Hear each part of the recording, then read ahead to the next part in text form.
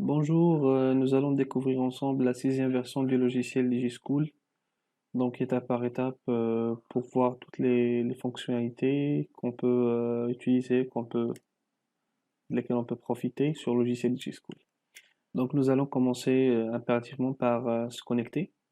La première des choses, on doit choisir l'année scolaire courante. Donc généralement, s'il n'y a pas d'année, on va demander de saisir l'année scolaire. Donc mois de début, mois de fin, année de fin. Et puis il va créer automatiquement le libellé, il va le générer automatiquement, comme vous voyez. Alors voilà, donc si j'ai beaucoup d'années scolaires, je pourrais choisir entre les années que j'ai dans mon système. Et puis bien sûr,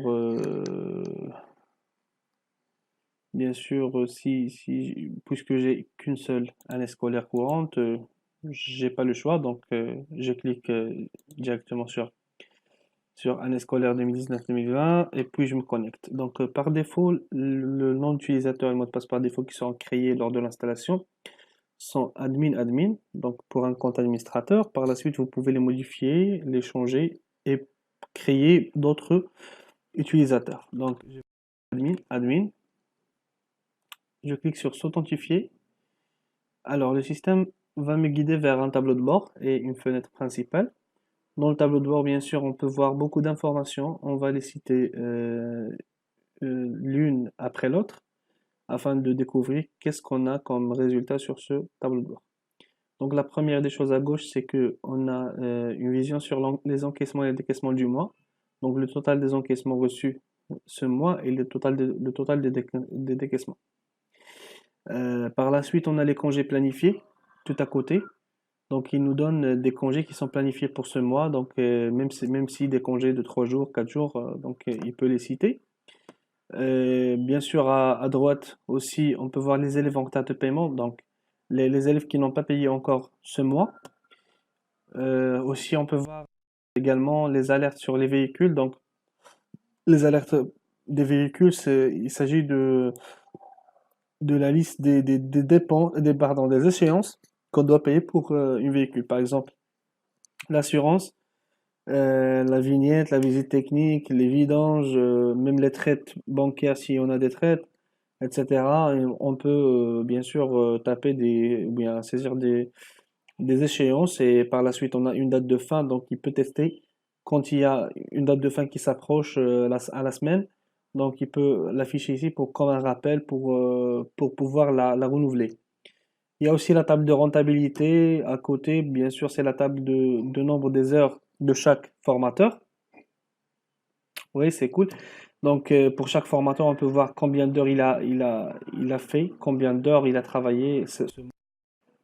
Et bien sûr, les absents du jour, donc c'est pour les étudiants qui sont absents aujourd'hui. Donc, on peut voir directement les absences depuis notre tableau de bord.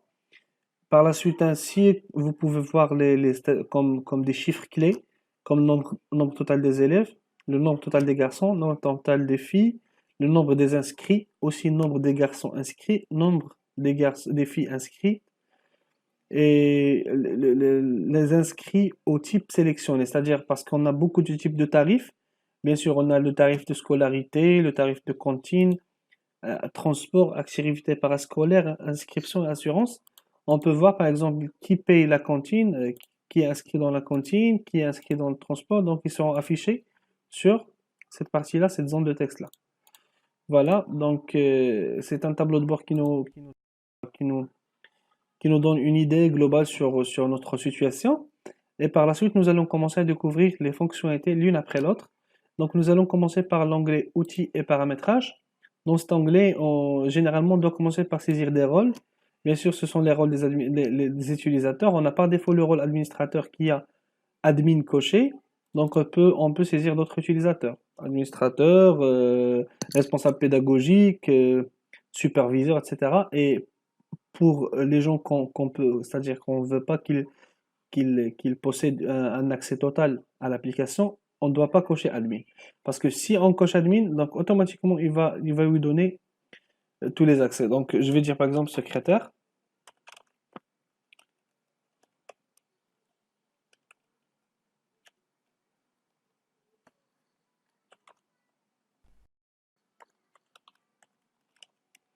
Voilà, donc je suis pas chez admin. Donc je clique sur OK et puis je peux aussi saisir les types des échéances de véhicules, assurance, vignette, visite technique, vidange, stage. Je peux ajouter même d'autres comme exemple. Voilà. Aussi les dépenses de véhicules, carburant, entretien, réparation. Je peux ajouter plein de types de dépenses. Les types de congés aussi. On peut ajouter plein ainsi. Donc par la suite, on doit modifier les informations de l'établissement, le logo, le réseau social, adresse, téléphone GSM, fixe, fax, email, en-tête et pied de page. Donc l'en-tête et pied de page, ce sont des textes qu'on peut même éditer au niveau de couleur, la taille, on peut les mettre par exemple, je peux mettre ça en gras, changer de couleur par exemple. Je peux même avoir, voilà, donc je peux librement changer ça. Voilà. Donc voilà, donc c'est tout pour les établissements. Et puis les utilisateurs, je peux créer des comptes utilisateurs par exemple. Là, pardonnez-moi, donc je vais cliquer sur nouveau. Pour saisir un nouvel utilisateur, je vais le nommer par exemple, je vais nommer la secrétaire Jacqueline.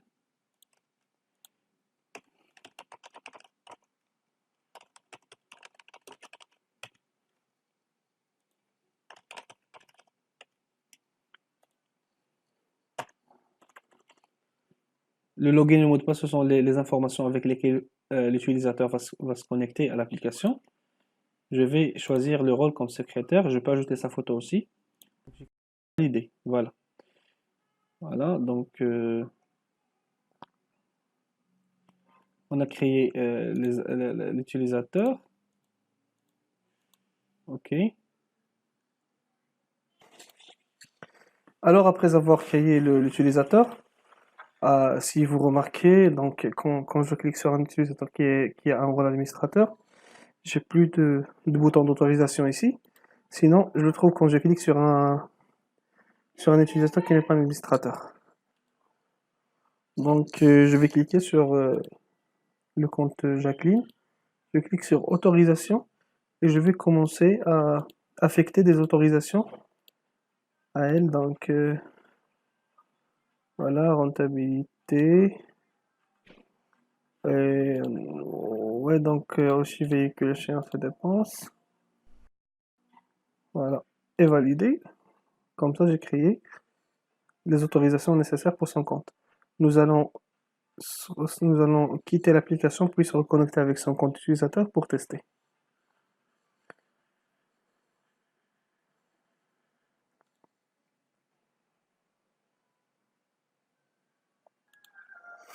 Donc nous allons saisir les accès pour le compte de la secrétaire.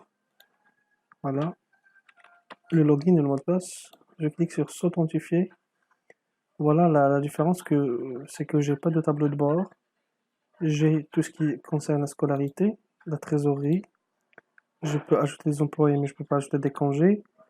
Pour l'automobile, ok. Et voilà, donc c'est ce que j'ai comme accès pour ma secrétaire. Donc je peux même modifier ces accès en utilisant bien sûr les autorisations que nous avons déjà vues. Donc nous allons revenir à notre compte administrateur, continuer notre processus. Voilà, je reconnecte, voilà, donc maintenant j'ai mon tableau de bord, etc. Bien sûr, créer les utilisateurs, nous allons commencer par la configuration. Donc tout d'abord, nous allons créer les niveaux nécessaires. Donc moi j'ai créé ces niveaux-là. Et pour vous, vous pouvez cliquer tout simplement sur Nouveau, sur Niveau et taper l'abréviation. Pour tout petit, ça sera TP, PS, MS, etc. Et le libellé, voilà. Et puis les classes, bien sûr. Donc les classes, je les ai créées. Donc je peux choisir un niveau afin d'afficher que les classes de ces niveaux. Par exemple, en grande section, j'ai grande section 1. Si je veux ajouter grande section 2, donc automatiquement, donc quand je clique sur section, voilà, il m'affiche GS2, grande section 2. Donc c'est automatique, je peux ajouter la limite des inscrits possibles cette classe, et puis je clique sur valider, et voilà, il a bien ajouté. Aussi, je peux ajouter des matières pour chaque, pour chaque niveau, avec leur coefficient. Je peux les filtrer par niveau, bien sûr. Voilà. Alors, à part les matières, aussi je peux gérer les années scolaires ici, donc je peux ajouter d'autres années scolaires. Comme je vous ai dit, on peut cliquer par exemple sur septembre 2018 jusqu'à juillet 2019. Donc automatiquement, il me crée le libellé qui sera affiché sur la combo de l'année scolaire à l'authentification. Donc à part les années scolaires, aussi je dois spécifier les types de tarifs, comme vous avez vu sur la combo qui existe dans le tableau de bord. Donc on a scolarité, cantine, transport, activité parascolaire, inscription, assurance. Je peux créer un nouveau type. Je peux le nommer le nom que je veux. Je dois choisir est-ce qu'il est en période mensuelle ou bien annuelle. Donc est-ce qu'il doit se payer mensuellement ou bien annuellement. Donc vous pouvez voir ici que les périodes pour scolarité, cantine, transport et activité parascolaire sont mensuelles et inscription et assurance c'est annuel. Après, je dois saisir les tarifs des niveaux. Donc automatiquement, j'ai les tarifs en concernant les tout petits, la moyenne section. Donc je peux filtrer par niveau. Donc je vais afficher ici, voilà. Donc j'ai décidé que par exemple en scolarité c'est 1200 CFA, cantine, etc. Donc c'est mensuel, mensuel, mensuel, annuel. Bien sûr, ça se fait automatiquement. Par la suite, voilà, donc quand j'ai créé les tarifs niveau, je peux aussi créer les tarifs des inscriptions à partir de cette fenêtre. Donc voilà, ok. Donc voilà, je peux filtrer par période ou par élève ou par type. Après, quand je fais la tarification, normalement je dois passer vraiment à ajouter les élèves. Donc moi j'ai déjà ajouté un élève, mais franchement je peux ajouter d'autres. Donc je vais cliquer sur nouveau, je vais tester.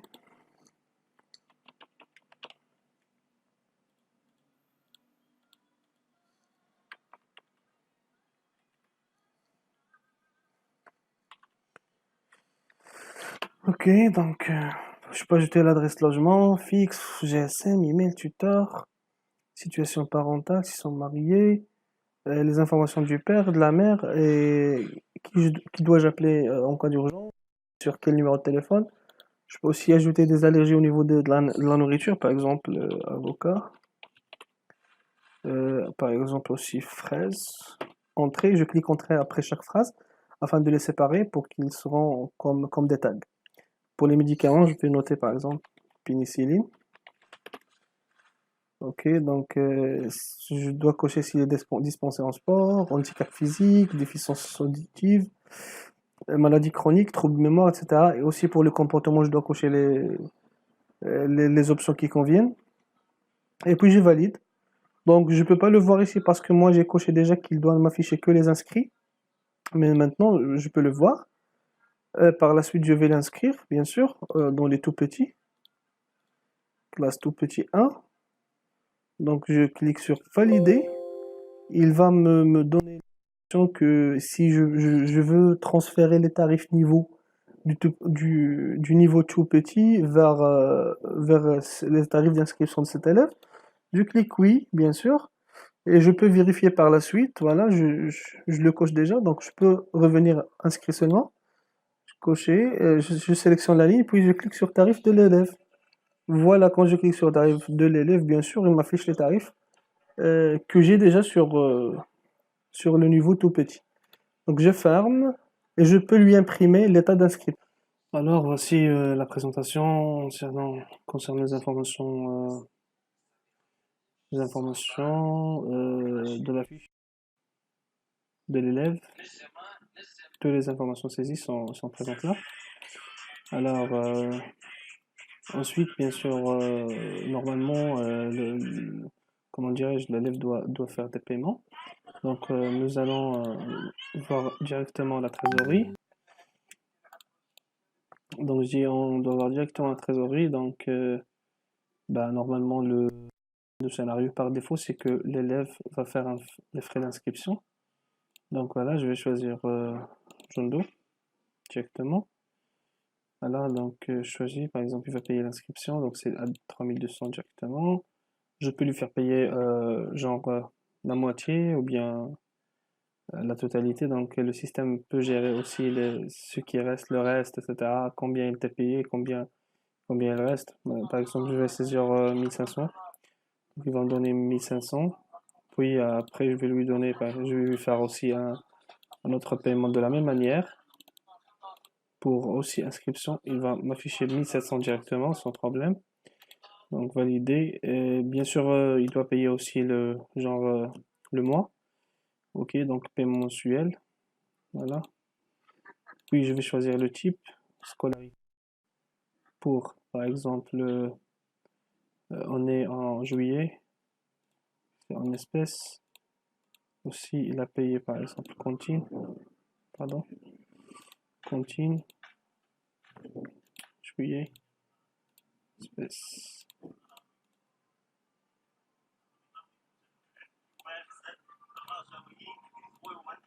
Voilà. Aussi, donc, s'il y a un paiement par chèque quoi, je peux saisir le numéro de la pièce ici. Donc, il m'affiche que le total c'est 1650, c'est exactement ça. 1200 plus 300 c'est 1500, plus 150 c'est 1650. Donc, je valide le paiement directement. Après, bien sûr, je dois donner un reçu à mon client. Donc, je pars vers paiement mensuel. Je clique sur imprimer, il m'affiche directement le paiement. Donc, voilà. Je peux imprimer, il y a le nom de l'élève, il y a la date, il y a le détail, il y a le total, il y a le numéro d'utilisateur qui a créé aussi le BL. Ou bien, pardon, le reçu de paiement. Voilà, donc c'est concernant le paiement. Donc, par exemple, si je veux voir la situation financière de mon élève, je pars sur situation, voilà, situation financière. Donc, je peux voir le tout, comme je peux voir, par exemple, je vais voir, par exemple, la moyenne section. Pardon, je vais voir le tout petit 1. Je clique sur OK. Donc voilà, comme vous voyez, il m'affiche que John Doe il n'a pas payé septembre, octobre, etc. Donc, mais il a payé juillet, il a payé l'inscription. Donc, pourquoi la couleur jaune sur ces montants-là? Parce que effectivement, juillet n'est pas payé entièrement. Donc, parce qu'il reste à John Doe, comme vous avez vu, de payer les activités parascolaires. Il ne les a pas payées. Donc, directement, il m'affiche voilà, la case en jaune pour me dire que voilà, le paiement n'est pas entièrement fait. La même chose pour les inscriptions. Alors, c'est très normal que la totalité n'est pas complète. Voilà, donc pour les mois, le tri, bien sûr, l'ordre des mois, donc je peux le changer comme je veux. Je peux faire, je commence l'année par septembre, mais pour vous, vous pouvez faire ce que vous voulez, vous êtes libre dans l'ordre de vos colonnes. Donc, c'est bien. À part ça, donc, au niveau des statistiques, je peux voir les statistiques annuelles, combien j'ai d'encaissement et de décaissement pour chaque mois, et l'évolution aussi, je peux voir euh, les chèques et l'espèce. Donc, pour les deux graphes, je peux par exemple ici remplacer par un graphe histo, et je peux voir il y a 990 de décaissement. Pourtant, j'ai 21 950 d'encaissement. Pour les statistiques par mode de paiement, j'ai 3800 en espèces, 3200 en chèque ou bien effet. Donc voilà, comme ça je peux avoir une idée sur ma situation en globalité. Voilà. Donc d'un autre côté, après avoir créé ça, normalement, je dois voir aussi comment créer des employés. D'accord? Donc, dans les employés, je peux créer le nom, je peux ajouter le nom, prénom, la date de naissance, la photo, l'adresse, téléphone, email, date d'embauche, la rémunération. Donc, pourquoi on dit rémunération et pas salaire? Donc, parce que salaire, c'est-à-dire salaire c'est mensuel, on dit rémunération parce que c'est pas souvent salaire. Par exemple pour les vacataires, c'est une rémunération par heure. Donc une fois, je clique par exemple ici, je peux choisir est-ce qu'il est salarié, vacataire ou bien sans rémunération. Donc si s'il est par exemple salarié, je peux cliquer sur salarié et dire que je lui paye, je sais pas, 150 000 par exemple. Sinon, s'il est vacataire, je peux taper le nombre d'heures, c'est-à-dire le prix de l'heure. Et ici, je dois cocher si elle est pas, et je dois bien sûr saisir l'intitulé du poste. S'il est formateur, je peux lui donner les informations d'authentification, un login et un mot de passe, afin que le formateur peut rentrer même et saisir les informations concernant son cahier de texte, etc. Donc, cahier de texte, les remarques sur les élèves, etc. Avec son compte. Donc, voilà c'est pour les employés. Ouais, après, vous pouvez voir qu'on peut faire les congés pour chaque employé. Donc, on peut choisir l'employé, la date de début avec l'heure et la date et fin, la date et heure de fin. Après, je choisis le type du congé, c'est ce qu'il est congé annuel, maternité normale, paternité ou sans solde. Et voilà, donc congé.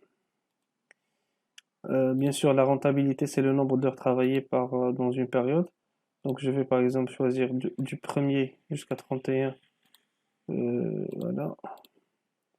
Il m'affiche le nombre d'heures en détail et puis le nombre d'heures total.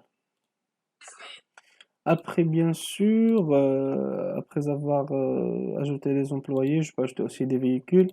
Donc, automatiquement, je choisis le type, est-ce qu'il est voiture, minibus ou bien quoi. Donc, la marque, par exemple, je veux Mercedes 270, immatriculation.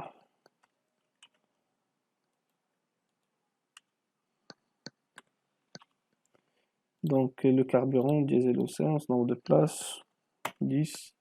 Je peux ajouter une photo pour la voiture ou bien le minibus. Voilà, ajouter. Voilà, il m'ajoute le véhicule sur la liste. Voilà, c'est cool.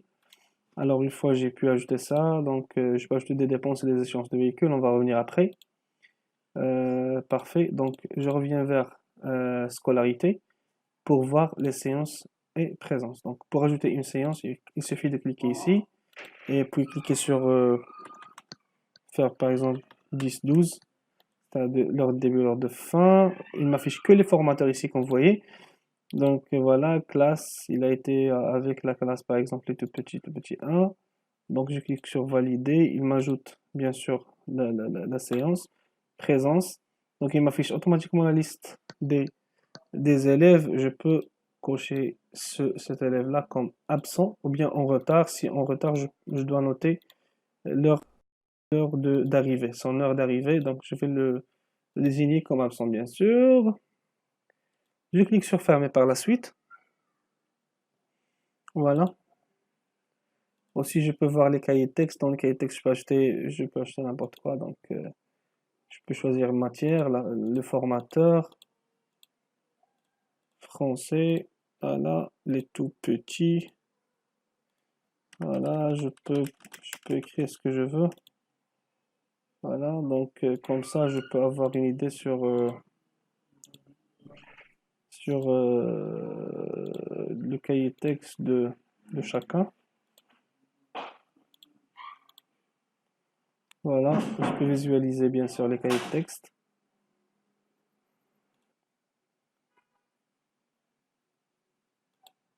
Je peux aussi voir le taux de réinscription.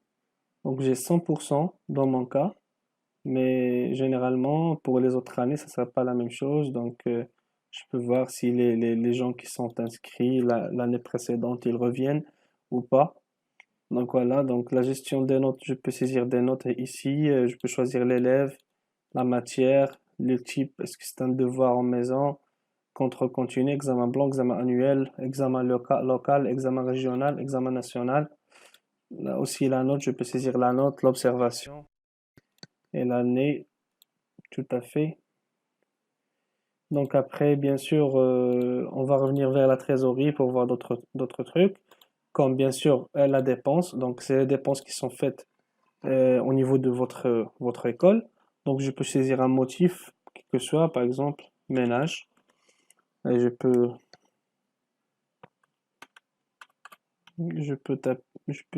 saisir le numéro qui me convient, ben, le chiffre, pardon. Et c'était en espèces. Je pense trop, je fais voilà, 100. Il me l'ajoute automatiquement. Et ça, c'est diminué du solde. Bien sûr, on peut voir ici, c'est 1090 comme décaissement et 11 150 comme encaissement. Ça, c'est d'un côté. De l'autre côté, bien sûr, je peux voir aussi les paiements en rémunération RH. Vous pouvez voir que, par exemple, une fois, euh, bien sûr, je choisis l'employé et je choisis le mois. Il m'affiche combien il a travaillé et combien il lui reste. Donc, généralement, on a déjà fait un paiement pour cet employé. Donc, mais c'était pas un paiement en entier, donc il lui reste 140 CFA. Donc voilà, on peut payer par espèce et voilà. Je peux aussi faire une dépense de véhicule, bien sûr, si j'ai dépensé quelque chose, je choisis par exemple carburant, ajouter un motif, carburant journalier,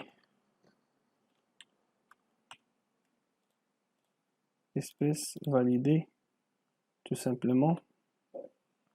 Et je peux aussi ajouter une échéance, bien sûr. Euh, la différence, c'est que dans l'échéance, on peut choisir la date de début et la date de fin afin de recevoir des rappels au niveau du tableau de bord, comme celle-là. Donc, comme vous voyez, les absents du jour, ils ont ajouté Jando comme absent du jour ici, automatiquement, et les valeurs des totaux sont mises à jour rapidement. Donc voilà, donc je peux aussi voir les dépenses et les échéances de véhicules ici. C'est une autre méthode à part de trésorerie. Donc voilà, s'il y a d'autres questions, j'espère que vous pouvez revenir vers moi. Et merci pour votre attention.